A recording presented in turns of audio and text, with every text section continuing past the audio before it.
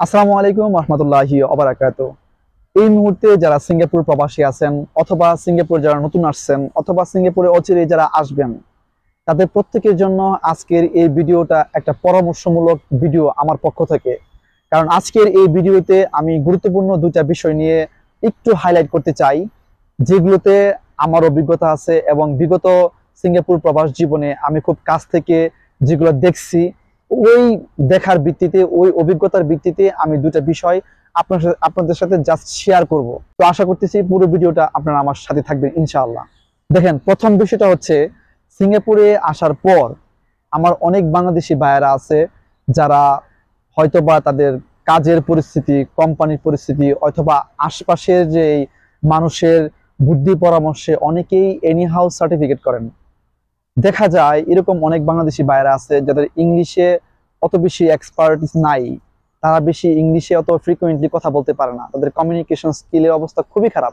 সেটা আসলে তাদের কাজের যে প্রেশার এবং তারা ভালো কাজে নিজেদেরকে একটু শিফট করবে এই চিন্তা ভাবনা থেকেই কিন্তু করে। তো এই বিষয়ে আমার বক্তব্য হচ্ছে, দেখেন ভাইরা, সিঙ্গাপুরে হাজার হাজার বাংলাদেশি আছে যারা সার্টিফিকেট করে ড্রয়ারে ফেলে রাখছে, কাজেই লাগাইতে পারতেছে না। এরকম বহু বাংলাদেশি আছে। এটা কারণ কি জানেন? এটা কারণ হচ্ছে আমরা নিজেরাই। দেখেন, আমরা একটা সার্টিফিকেট করার আগে চিন্তা করি না যে আমি যে সার্টিফিকেটটা করতেছি এটা কি আমার জন্য কাজে দিবে কিনা। হ্যাঁ, সিঙ্গাপুরে অবশ্যই সার্টিফিকেটের দাম আছে। আপনি যখন সার্টিফিকেট করবেন, আপনার যদি সেই যোগ্যতা থাকে, তাহলে অবশ্যই আপনি সার্টিফিকেটটাকে কাজে লাগাইতে পারবেন। কিন্তু এখন আপনার সেই যোগ্যতাই নাই। আপনি সেফটি সুপারভাইজার সার্টিফিকেট করলেন, আপনি সেফটি কোঅর্ডিনেটর সার্টিফিকেট করলেন, এখন আপনি কোম্পানির সাথে, অন্য কোম্পানির বা কোম্পানি ওয়ার্কারের সাথে আপনার যেই কমিউনিকেশন অথবা আপনার যে একটা সেফটি সুপারভাইজারি করার জন্য যে একটা স্মার্টনেস লাগে ভিতরে, কোঅর্ডিনেটর হওয়ার জন্য যে স্মার্টনেস ভিতরে লাগে, আপনার যেই শিক্ষাগত যোগ্যতা লাগে বা আপনার ভিতরে যেই জানাশোনা একটা জ্ঞান লাগে, এটা আপনার মধ্যে নাই।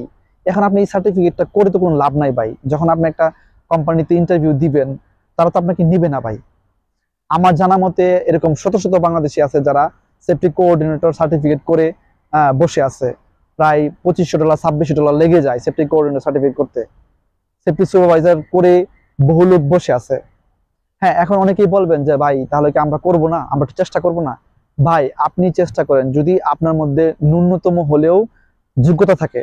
এতে কি হয় জানেন? আপনার ভিতরে যদি অল্প একটু যোগ্যতা থাকে, আপনি এটা দিয়ে যদি সার্টিফিকেট করেন, তাহলে আস্তে আস্তে আপনি নিজেকে অ্যাডভান্স লেভেলে নিতে পারবেন। সেটা একটু সময় লাগবে, কিন্তু একেবারেই আপনার ভিতরে যোগ্যতা নাই। এখন আপনি যদি সার্টিফিকেট করে বসেন মানুষের পরামর্শে যে ভাই করেন, সমস্যা নাই, এক সময় আপনি পারবেন। ভাই, আল্লাহ সুবহানাহু ওয়া তাআলা সবাইকে একই কাজের জন্য সৃষ্টি করে নাই। এক একটা মানুষ এক একটা কাজে এক্সপার্ট। এখন মূল কথা হচ্ছে যে তাহলে কারা সার্টিফিকেট করবে? সিঙ্গাপুর আসার পর 4-5 বছর হয়ে গেলে আপনি কোর্টেড দিতে পারেন। এটা যদি আপনাকে কোম্পানি দেওয়ায় আপনি দিবেন, আর যদি কোম্পানি না দেওয়ায় তাহলে তো নিজের টাকা আপনি দিতে পারেন, কারণ এটা সিঙ্গাপুরের বর্তমান প্রেক্ষাপটে খুব কাজে লাগবে। কোর্টেরটা হচ্ছে যে আপনি যেই ট্রেডে আছেন বা আপনি যে কাজ করতেছেন সিঙ্গাপুরে, এই ট্রেডের যে কোর এক্সপিরিয়েন্সটা আপনার আছে, তো কোর্টেরটা খুবই গুরুত্বপূর্ণ হতে পারে। এটা আপনি করতে পারেন। আর আরেকটা হচ্ছে যে হ্যাঁ, আপনার এটা করতে পারেন, আপনি ওয়েল্ডিং এ সিঙ্গাপুর ভালো এক্সপিরিয়েন্স আছে, আপনি ওয়েল্ডিং এ ভালো কোম্পানি যেতে চান, সেক্ষেত্রে আপনারা ওয়েল্ডিং এর উপর যে হায়ার যে সার্টিফিকেট গুলো আছে আপনারা সেগুলো করতে পারেন, কোনো সমস্যা নাই। তো বেসিক্যালি সার্টিফিকেট করা নিয়ে আমার যেই মূল পয়েন্টটা, সেটা হচ্ছে আপনারা এনিহাও মানুষের কথা শুনে শুধুমাত্র একটু আরামের জন্য আপনারা সার্টিফিকেটে টাকা ঢালবেন না। আমি দেখতেছি সিঙ্গাপুরে বাংলাদেশি এরকম শত শত বাংলাদেশি আছে যারা অলরেডি মানে এনিহাও যে সার্টিফিকেট তার কোনো কাজই লাগতেছে না, এখন এগুলা করে বসে আছে। না ভাই, সিঙ্গাপুরে আসার পর আপনি আপনার এক্সপিরিয়েন্স, আপনি আপনার কাজের প্রতি মনোযোগী হন।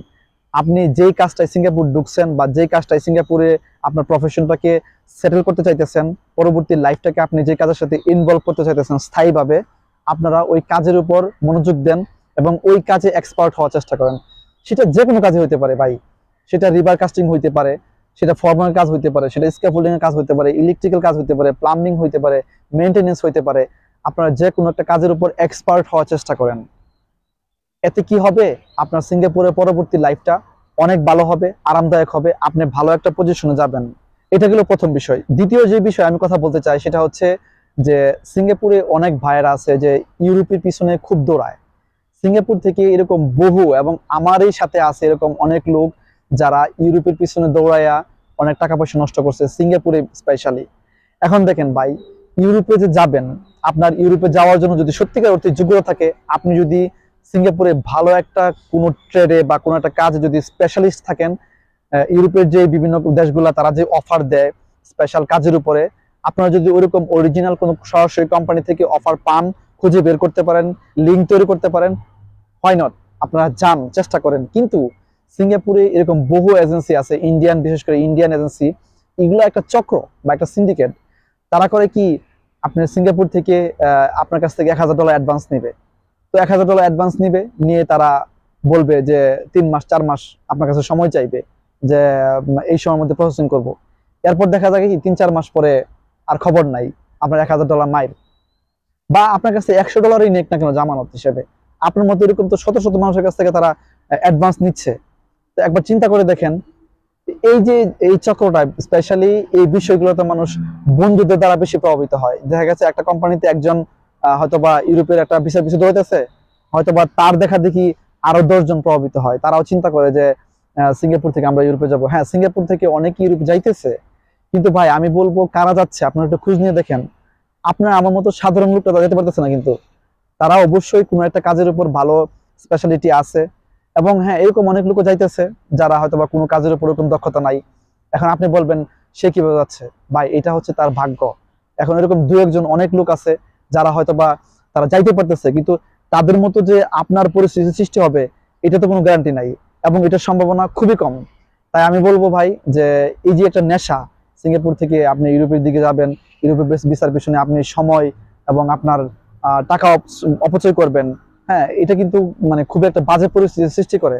আমি ব্যক্তিগতভাবে কেন বললাম এই বিষয়টা, আমি দেখছি আমার চারপাশে এরকম অনেক লোক আছে যারা আসলে এটার পিছনে অনেক টাকা পয়সা তারা খরচ করছে। হ্যাঁ, এখন আপনার কাছে যদি হাজার হাজার ডলার থাকে, যে না আপনার ব্যাংকে 10-20 হাজার ডলার সবসময় পড়ে থাকে, তাহলে আপনি সেটার পিছনে দিতেই পারেন, কোনো সমস্যা নাই, লস হইলেও কত আর হবে। কিন্তু সিঙ্গাপুরের 90% বাংলাদেশি অবস্থা খুব খারাপ। তারা তাদের দেশের পারিবারিক অবস্থা, অর্থনৈতিক অবস্থা খুবই নাজুক। সেক্ষেত্রে আমি বলবো প্লিজ আপনারা এই যে ইউরোপের নেশা, এটার মধ্যে পড়বেন না এবং এটার পিছনে সময় এবং অর্থ ব্যয় করবেন না। সিঙ্গাপুরে আপনারা ফোকাস করেন, সিঙ্গাপুরে যেই কাজে আপনারা আসছেন এই কাজে ফোকাস করেন। এর মাঝখানে যদি কোনো ভালো অফার এমনিতেই আপনার কাছে আসে, প্রাকৃতিকভাবেই আল্লাহ সুবহানাহু ওয়া তাআলা যদি আপনার ভাগ্যে লিখে রাখে, হয়ে যাবে, তখন আপনি একটু চেষ্টা করে দেখবেন, কোনো সমস্যা নাই। তো সিঙ্গাপুরের সমসাময়িক এই দুটা বিষয় আমার কাছে মনে হইলো যে এই দুটো বিষয় শেয়ার করা উচিত। এবং যারা সিঙ্গাপুরে বর্তমানে আছেন আমার প্রিয় প্রবাসী ভাইয়েরা, এবং যারা নতুন আসতেছেন, তারা একটু চিন্তা ভাবনা করে দেখেন। হ্যাঁ, আমাদের যে আমরা যারা প্রবাসী, আমরা সবসময় আসলে কষ্টের মধ্যে থাকি এবং আমরা অবহেলিত সব জায়গায়। তো আমাদের একটু বুদ্ধি করে চলা দরকার এবং একটু চিন্তা ভাবনা করেই আমাদের জীবনটাকে গুছানো দরকার। হ্যাঁ, একটা সময় কিন্তু সিঙ্গাপুর থেকে আমাদেরকে চলে যেতে হবে, এবং এই সময়টা যাতে বাজে পরিস্থিতির সৃষ্টি না হয় সেই দিকে চিন্তা করেই এখনই আমাদের নিজেদেরকে গুছানো উচিত, তাই না? তো আশা করতেছি আমার আজকের বলা প্রত্যেকটা কথাই আপনাদেরকে একটু চিন্তার খোরাক দিবে। আপনারা নিজেদেরকে নিয়ে চিন্তা ভাবনা করবেন ইনশাআল্লাহ। প্রিয় প্রবাসী ভাইয়েরা, আপনারা সবাই ভালো থাকুন, সুস্থ থাকুন, এবং সবাই সবার জন্য দোয়া করি ইনশাআল্লাহ।